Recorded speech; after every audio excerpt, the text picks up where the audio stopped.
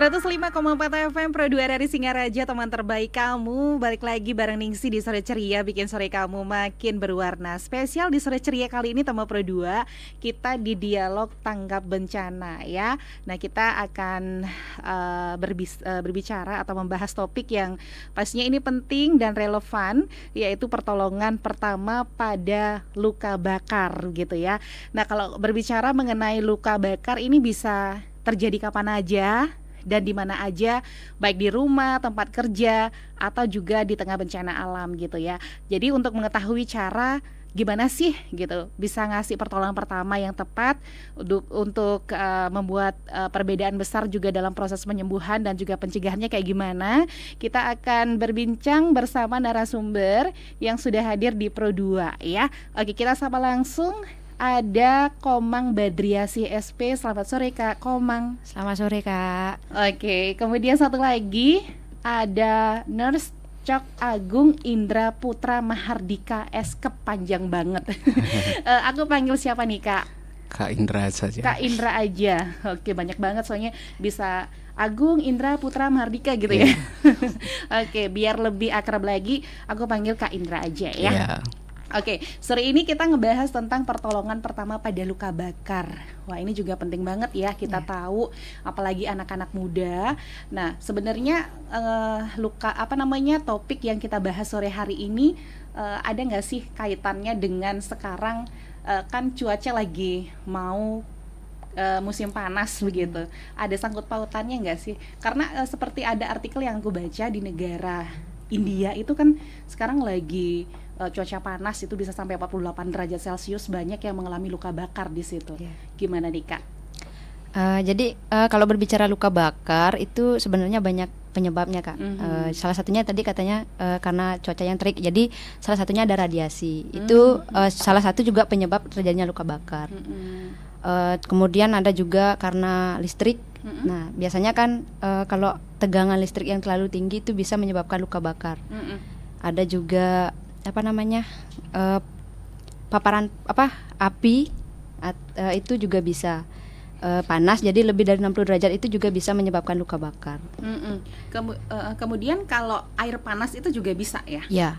Kemudian minyak kayak gitu ya? Apapun yang panas itu bisa. Bisa ya? Jadi biasanya lebih dari 60 derajat itu bisa menyebabkan luka bakar. Wah, berarti dimanapun, kapanpun kita bisa ya kena yang namanya luka bakar. Setrikaan yang panas juga bisa menyebabkan luka bakar.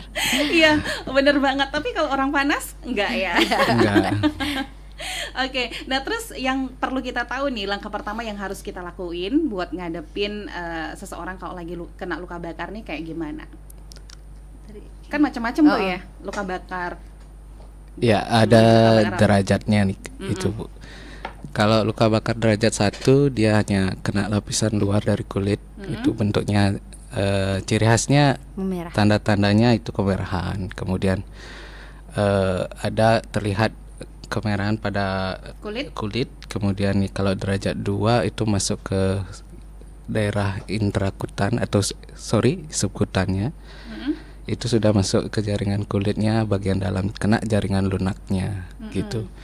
Dia derajat 2 lebih ciri khasnya mengarah ada bula-bulanya atau ada blaster, gelembung nanti ya, benar. Jadi gelembung gitu. Oh, berarti ini tingkatannya ya? Iya, benar. Kemudian kalau sudah dia gosong, itu berwarna hitam pada kulitnya, itu sudah masuk ke derajat 3 dia, gitu. Berarti ada 3 derajat 1, derajat 2 sama derajat 3. Itu artinya yang pertama 1 mungkin bisa dibilang ringan gitu ya, 2 sedang, kemudian 3 berat begitu ya. Nah, terus bagaimana nih kita sebaiknya menghindari biar tidak terkena luka bakar begitu? Kalau menghindari luka bakar ya jangan cari sumber penyebab luka bakar terutama. Cuman kan kadang kita nggak tahu nih kita kapan bisa kena luka bakar gitu kan. Kalau misalkan panas ya kayak air panas itu ya hindari megang secara langsung lah. Tapi kalau misalkan terkena pun kita saranin kalau di secara pertolongan pertamanya Kak itu kita kalau terpapar langsung kita harus aliri air dengan air mengalir kurang lebih 20 menit. 20 menit.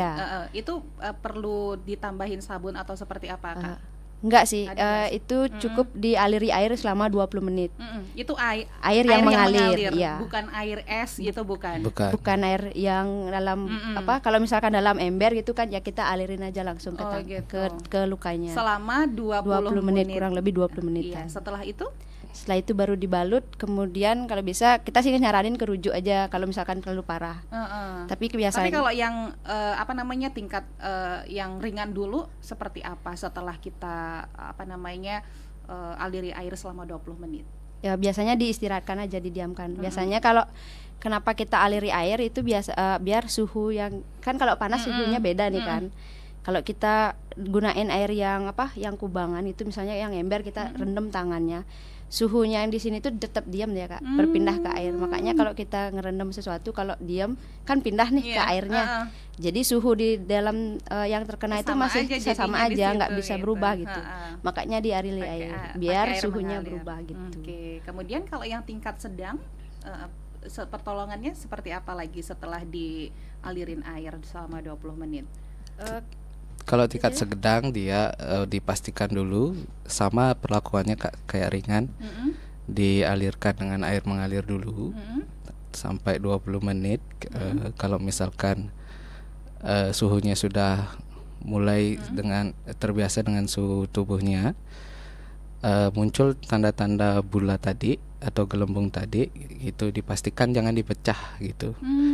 Karena kalau dipecah itu sumber infeksi nanti pada lukanya gitu.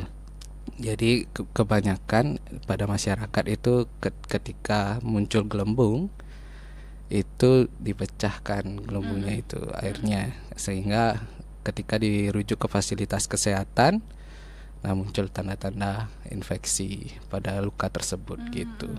Oke, nah kemudian kita juga pengen tahu ya, setelah yang sedang, kemudian tingkat misalnya berat begitu ya, seperti apa penanganannya setelah kita di rumah mengaliri air 20 menit. Tapi sebentar dijawab. Buat teman Pro 2 yang pengen tanya-tanya, mungkin punya pengalaman juga begitu ya, pernah kena luka bakar, boleh sharing ya bareng kita di WhatsApp aja di 0811 399 1054, bisa juga via RRI Digital atau di RRI Singaraja Official via YouTube. Teman Pro 2, jangan ganti frekuensi ya. Sore ceria, bikin sore kamu lebih berwarna. Pro 2, teman terbaik kamu.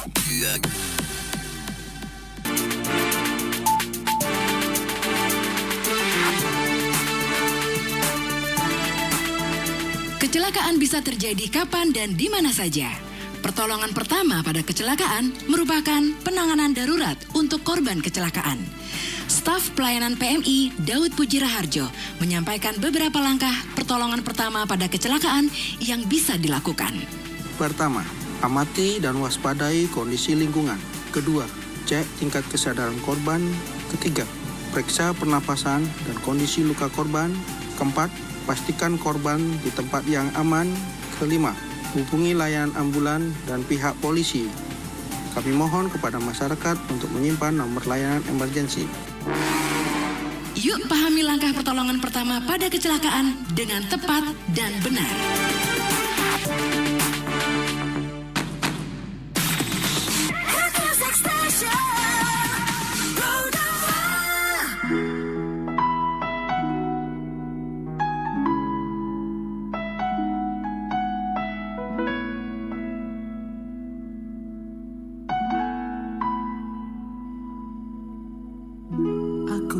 Tapi seperti tak ada saat kau tak ada di sisiku.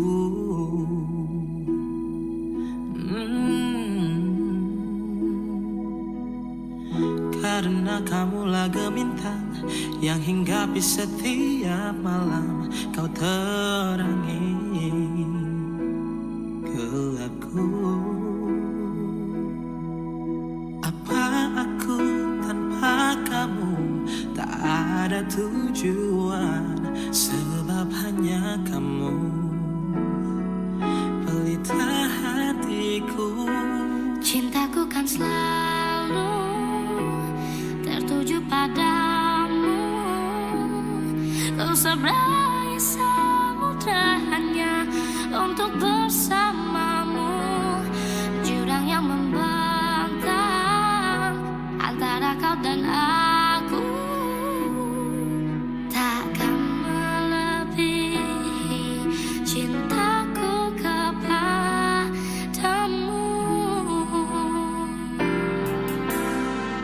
Dua hati menjadi satu, melintasi semua batasan. Kau untukku,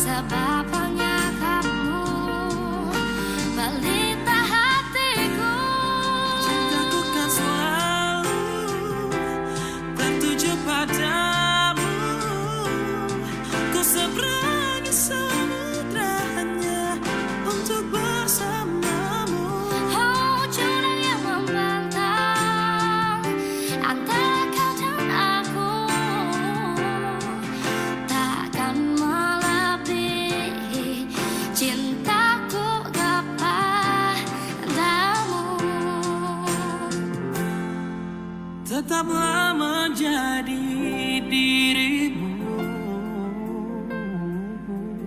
Cukup itu bahagiaku. Biarkan cinta kita yang bicara, menyatakan pada dunia Cintaku kan selalu tertuju padamu. ku seberangi samudra Hanya untuk bersamamu.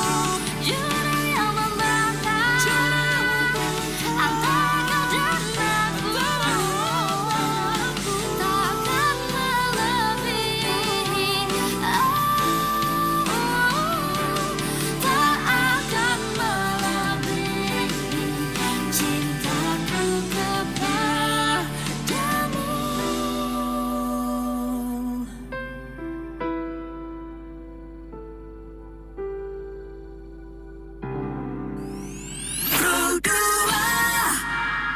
Oke teman Pro 2, kita masih di dialog tanggap bencana pertolongan pertama pada luka bakar ya. Itu pembahasan kita sore hari ini masih bersama Kak Indra dan juga Kak Badriasih ya.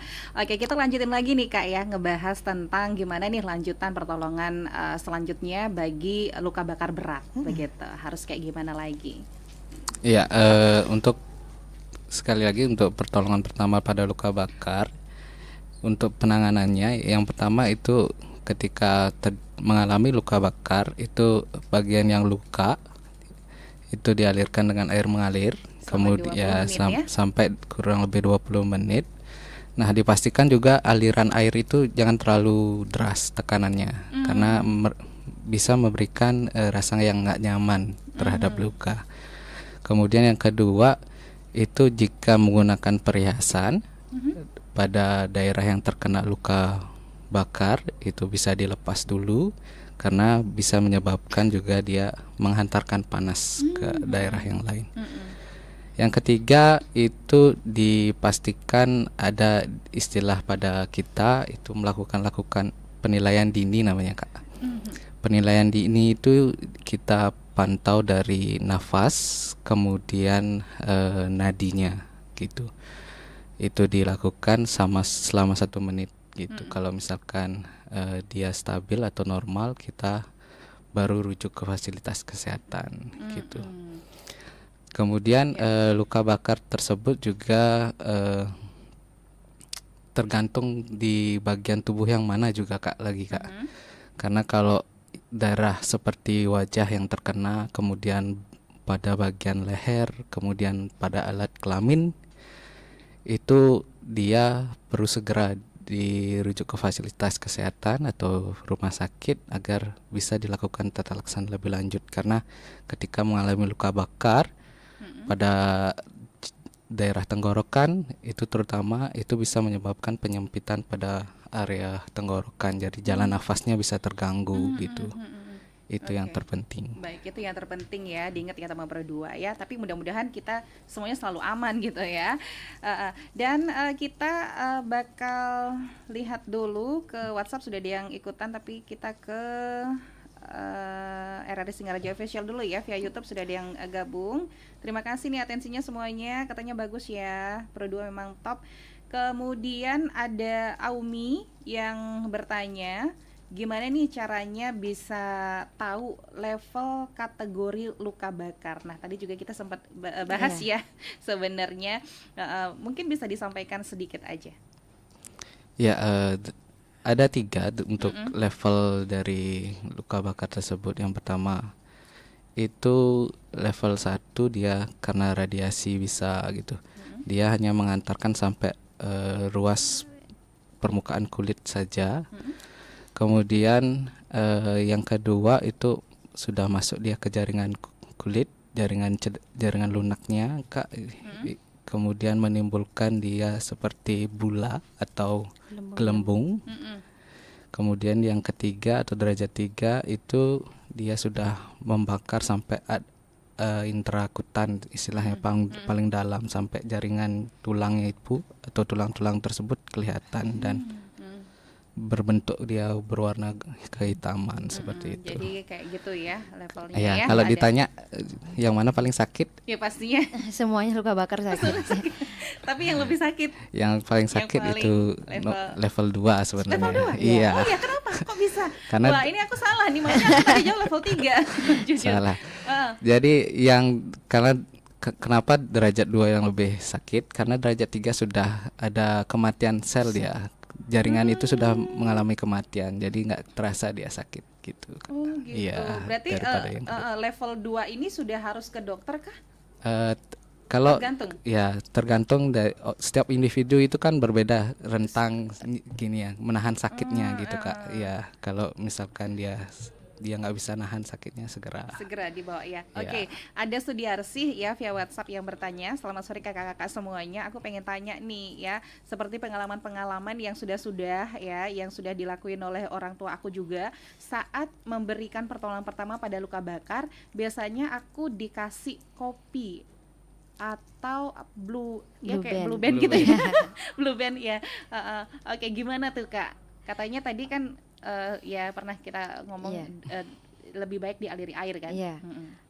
Kalau masalah itu kan itu kayak local healer gitu Kak. Jadi kebiasaan orang-orang di rumah. Saya juga dulu luka bakar dikasih odol gitu kan. Iya. Memang Iya, benar. ya benar nggak? Heeh. Emang di awal dia memberikan sensasi dingin. Kan kalau luka bakar tuh panas kan. Mm-mm. Tapi kalau dikasih yang dingin, ya memang dingin enak Mbak, nyaman. benar. Tapi kita nggak nyaranin karena kita nggak tahu sensitivitas kulit kita itu seperti apa. Kemudian kandungan dalam benda kayak kopi, odol, blue band itu kita nggak tahu ke kulit itu berpengaruh seberapa gitu. Jadi lebih baik jangan kita cukup aliri air saja. Itu sudah cukup. Dan kemudian setelah itu dia diistilahkan dibalut.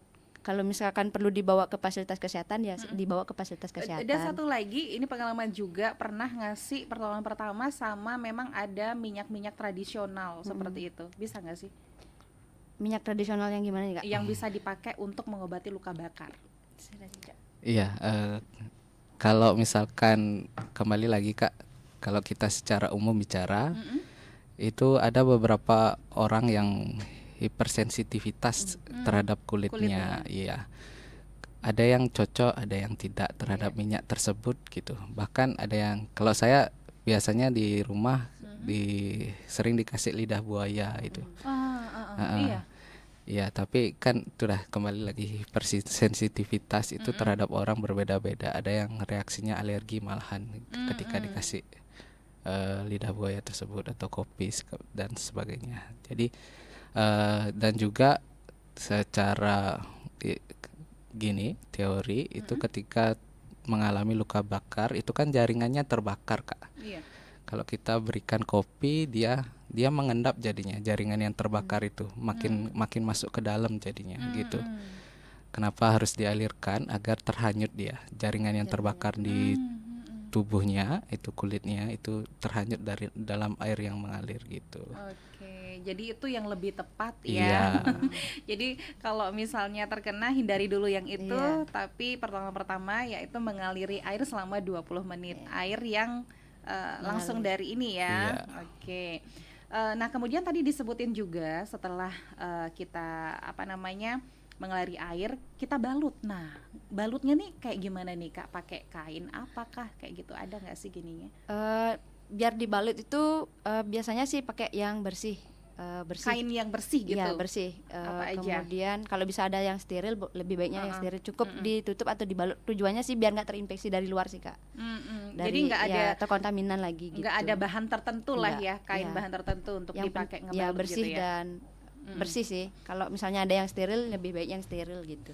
Oke. Dan tadi juga ada yang bertanya tentang tanda-tanda infeksi luka bakar dan pencegahannya kayak gimana. Tadi juga udah sempat kita bahas ya. Mungkin ini yang baru bergabung boleh jelasin lagi? Iya. Tanda-tanda mengalami infeksi itu dia ada cairan ketika terjadi luka bakar yang khususnya derajat 2 itu ada bula atau gelembung. Jika itu dipecahkan air di dalam gelembung itu akan merembes itu. Nah, ketika didiamkan cukup dengan dialiri dengan air mengalir saja, lama kelamaan karena proses imunitas tubuh, dia akan melawan luka tersebut, jaringan yang terbakar itu dilawan oleh metabolisme tubuh.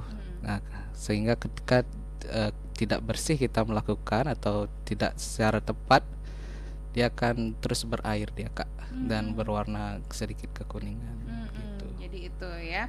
Nah, kemudian gimana nih kalau misalnya luka bakar itu terjadi di area wajah atau leher? Ada penanganan khusus nggak sih? Kalau daerah wajah khususnya itu sama Kak, dialirkan, dicuci mukanya terus sampai 20 menit sampai merasa nyaman terlebih dahulu. Kemudian kita hubungi ambulan segera, jangan kita yang sendiri menghantarkan ke pihak rumah sakit, karena perlu diwaspadai ketika ada wajah yang terkena. Itu kita curiga mengalami, si korban itu mengalami nafasnya kemungkinan terganggu, jalan nafasnya gitu. Lebih baik kita menunggu ambulan datang baru kita rujuk gitu. Baik, terima kasih juga yang sudah bergabung, sudah ikutan di RRI Singaraja Official ya. Ada Nyoman Budiarnyana, kemudian ada juga Sumarasih ya. Kemudian ada juga Arya Satria, keren katanya, semuanya bilang keren. Oke, terima kasih buat teman-teman Pro 2 yang masih ingin bertanya lagi soal penanganan pertama pada luka bakar ya. Kita masih tunggu ya. Kita masih bakal temenin kamu sampai nanti jam 5 sore. Teman Pro 2, jangan ganti frekuensi ya. Sore ceria, bikin sore kamu lebih berwarna. Pro 2, teman terbaik kamu. Kita beralih ke berita lain. Pendengar, gempa yang berpotensi tsunami terjadi pada pagi tadi. BMKG himbau masyarakat tetap waspada tsunami. Mas, ayo kita ke pantai, panen ikan. Kebetulan tiba-tiba air lautnya lagi surut. Lumayan kan? Wah, tapi ini baru saja ada peringatan waspada tsunami, Mas. Alah, masih peringatan juga kan? Jangan abaikan peringatan bencana. Kenali ciri-ciri terjadinya bencana.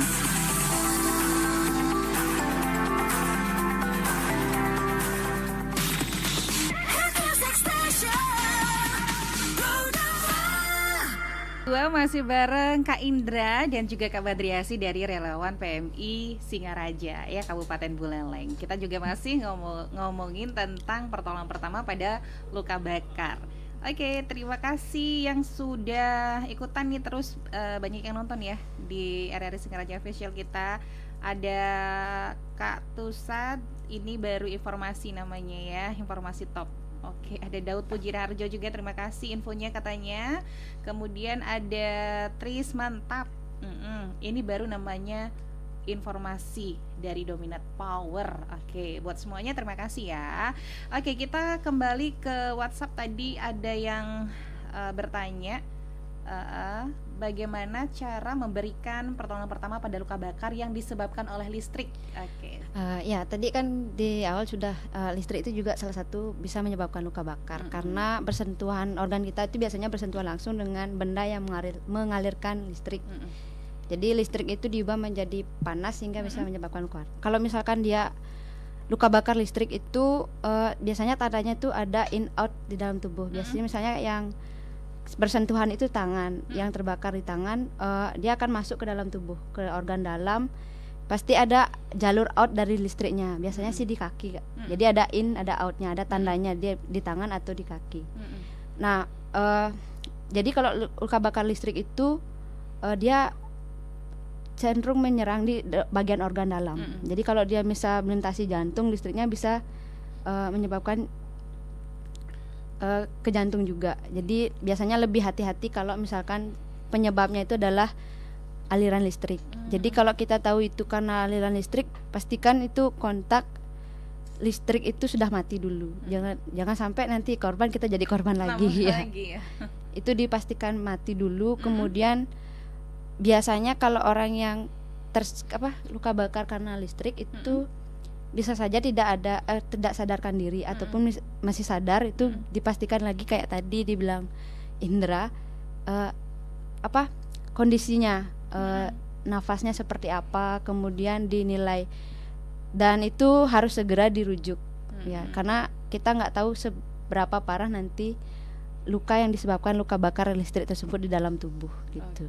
Jadi Indra mau nambahin? Ya, kalau misalkan dengan luka bakar akibat listrik, yang paling diperhatikan adalah keadaan lingkungannya dulu Kak gitu.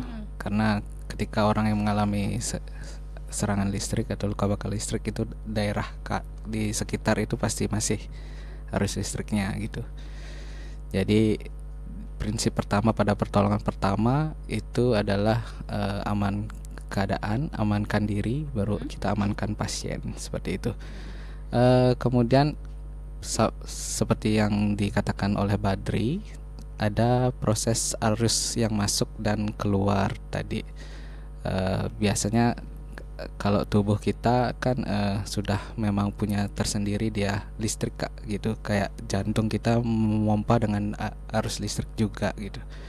Ketika ada yang masuk dari luar, itu bisa menghambat atau bersentuhan langsung dengan arus listrik di tubuh kita, itu menyebabkan pingsan pada korbannya gitu. Yang perlu kita pastikan adalah kita lakukan penilaian dini, dipastikan ada nadi yang berdetak, kemudian nafasnya ada atau tidak gitu. Jika tidak, kita berikan bantuan CPR gitu atau RCP gitu. Kita pijat jantungnya agar kembali detaknya. Kalau tidak, masih ada keduanya, nadinya ada, nafasnya ada, kita segera lakukan rujuk gitu. Sambil kita menunggu ambulans, kita boleh rawat luka. Nah ini juga kita mesti paham kalau mau mengecek, kita nggak tahu CPR, kemudian cara ngecek gini-gitunya kita harus belajar juga, berarti gitu kan ya. Oke, Kak Indra kan nih perawat. Nah kalau misalnya pasien yang sudah dibawa ke dokter itu tandanya memang harus butuh perawatan lebih begitu ya. Biasanya seperti apa lagi tindak lanjutnya di rumah sakit? Di rumah sakit itu di bagian unit gawat darurat, kita dipastikan kembali. Yang pertama itu dengan tanda-tanda vitalnya, kemudian kesadarannya dipastikan kembali. Kemudian ada di rumah sakit itu triase istilahnya Kak. Kalau misalkan kegawatannya sudah kategori kemerah, kita upayakan segera untuk dilakukan penanganan. Kalau misalkan dengan luka bakar arus listrik rentang, dia mengalami shock dia Kak gitu. Jadi orang yang mengalami luka bakar itu rentang sekali mengalami kehilangan cairan pada bagian tubuhnya. Jadi ada beberapa sumber seperti ada rumusnya seperti rule of 9 seperti itu. Dari dokter dia akan menghitung kebutuhan cairan orang tersebut gitu. Kemudian dilakukanlah sesuai dengan rumus tersebut, dimasukkanlah cairan ke tubuhnya agar tidak mengalami shock yang lebih lama lagi seperti itu. Oke, terakhir nih karena waktu nih Kak Indra dan juga Kak Badri ya. Gimana nih kita cara mendidik gitu ya teman Pro 2 atau masyarakat nih tentang pertolongan pertama pada luka bakar buat tingkatin kesadaran dan juga pengetahuannya. Jadi kalau dari saya, kalau misalnya terkait pertolongan pertama itu sebenarnya dari diri sendiri Kak. Jadi kita sadar kita butuh akan pertolongan tersebut ya, setidaknya untuk diri sendirilah dulu. Kalau misalkan itu tahu bahaya, kayak misalnya benda yang panas itu jangan didekatkan, apalagi kalau misalnya di rumah banyak anak-anak. Jadi sebaiknya diimbaukan, diajarkan kepada anak-anak atau adik-adik itu kan, kalau benda ini memang panas. Jadi kalau misalkan ini dialihkan listrik ya jangan mendekat seperti itu. Sama dengan kontak-kontak listrik itu kan biasanya ada yang konslet itu. Nah, itu kalau orang tua kan tahu nih konsleting nih, tapi kalau anak-anak kan nggak tahu. Jadi harus segera diperbaiki. Ya, jangan sampai nantinya bukan kita tapi orang lain ada yang kena ya gitu. Kemudian ya. Kemudian kalau misalkan karena cuaca panas gitu, ya keluar menggunakan topi atau setidaknya dengan jaket lah. Jangan sampai cuman baju aja, karena radiasi yang panas pun bisa bikin kita luka bakar. Ya walaupun hanya ringan tapi itu juga perih sebenarnya kalau misalnya luka bakar. Benar. Oke, Kak Indra mau nambahin? Kalau dari saya khususnya untuk anak muda dan orang tua yang mempunyai anak itu, kenapa kita harus aware terhadap pertolongan pertama itu, karena saya pernah lihat orang Eropa atau orang bule khususnya, dia sejak umur 12 sudah diajarkan terkait pertolongan pertama gitu. Budaya mereka dari umur 12, dari kecil sudah diajarkan terkait pertolongan pertama, agar setelah dia sudah menginjak dewasa, dia sudah tahu dengan keadaan keadaan sekitar dan apa yang harus dilakukan gitu secara mandiri. Jadi perlu diajarkan dari usia dini sebenarnya untuk pertolongan pertama itu, Kak, karena memang diperlukan. Iya, mudah-mudahan ini juga menjadi perhatian ya. Ternyata pertolongan pertama pada luka bakar ini memang benar-benar penting banget ya. Dari usia dini kita memang harus diperkenalkan ya. Oke, Kak Badri dan juga Kak Indra, terima kasih udah bersama Pro 2 RRI Singaraja untuk sore hari ini ya. Pastinya obrolan kita bermanfaat banget. Terima kasih juga buat teman-teman Pro 2 yang sudah join ya di RRI Singaraja Official, di via WhatsApp juga, dan juga di RRI Digital ya. Kita akan jumpa lagi di Dialog Tangga Bencana berikutnya hanya di Pro 2 FM, teman terbaik kamu. Teman Pro 2, jangan ganti frekuensi ya. Sore ceria, bikin sore kamu